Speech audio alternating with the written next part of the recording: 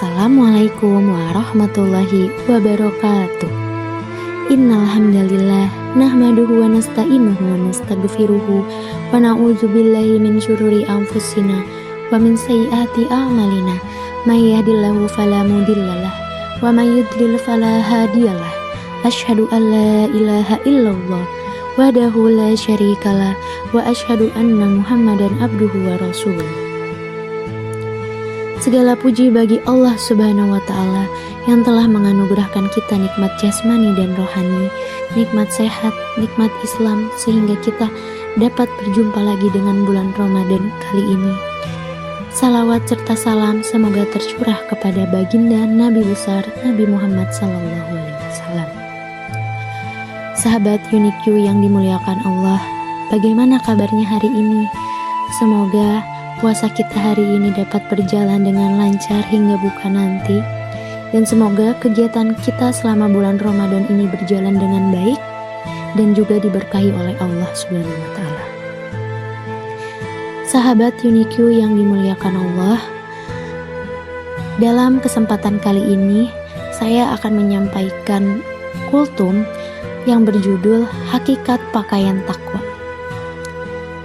Dalam surat Al-A'raf ayat 26, Allah Subhanahu wa Ta'ala berfirman bahwa Dia telah menurunkan dua jenis pakaian untuk manusia. Apa sajakah itu? Yang pertama ada pakaian lahiriah, dan yang kedua ada pakaian batin atau takwa. Jika pakaian lahir berfungsi untuk menutup aurat jasmani kita, maka pakaian takwa berfungsi untuk menutup apa yang buruk dari jiwa kita. Allah berfirman, "Walibasut taqwa dzalika khair," dan pakaian takwa itulah yang paling baik. Pakaian bukan sekedar kain yang menempel di kulit. Pakaian memiliki fungsi untuk melindungi, memperindah, dan juga untuk menunjukkan identitas diri. Namun, sehebat apapun pakaian lahiriah kita, ia memiliki keterbatasan. Berikut ada 3 poin utama mengenai pakaian takwa. Yang pertama, pakaian takwa adalah pakaian yang tidak pernah usang. Pakaian kain akan robek, luntur, rusak, dan tertinggal di dunia saat kita wafat. Namun takwa adalah pakaian rohani. Ia menyertai manusia hingga ke alam barzah dan menjadi penentu kemuliaan di hadapan Allah. Yang kedua, pakaian takwa berfungsi sebagai satar atau menutup aib. Jika baju menutup cacat fisik, maka takwa menutup cacat jiwa. Seseorang yang bertakwa akan berusaha menjaga lisannya dan perilakunya sehingga aib-aib batinnya tidak tampak merusak hubungan antar sesama. Yang ketiga, pakaian takwa adalah sebagai keseimbangan antara luar dan juga dalam. Islam tidak hanya mengurusi aspek batin tapi juga lahir. Pakaian fisik yang sopan adalah cerminan awal, namun tanpa takwa, pakaian itu hanyalah bungkus kosong. Sebaliknya, mengaku bertakwa tapi tidak berpakaian dengan pantas juga merupakan ketimpangan. Profesor Quraisy Shihab mengibaratkan bahwa takwa sebagai sesuatu yang perlu diusahakan. Dalam prosesnya, ibadah puasa inilah yang menjadi waktu di mana kita sedang menenun pakaian takwa tersebut. Pakaian yang indah tidak tercipta begitu saja. Ia membutuhkan jalinan benang yang kuat. Benang-benang yang kita gunakan untuk menenun pakaian takwa antara lain adalah rasa syukur kita, bagaimana cara kita menghargai setiap nikmat sekecil apapun. Kemudian sabar, bagaimana cara kita menahan diri dalam ketaatan dan saat menghadapi ujian.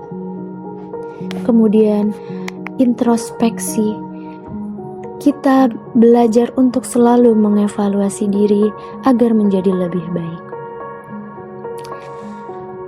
Kemudian ada sedekah dan juga zakat. sedekah dan zakat ini dapat membersihkan harta dan membantu sesama. Dan yang terakhir ada membaca Al-Quran yang menjadikan petunjuk dan pedoman kehidupan manusia.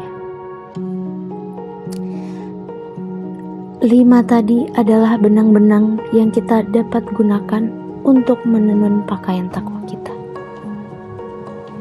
Lantas, mengapa pakaian takwa lebih baik?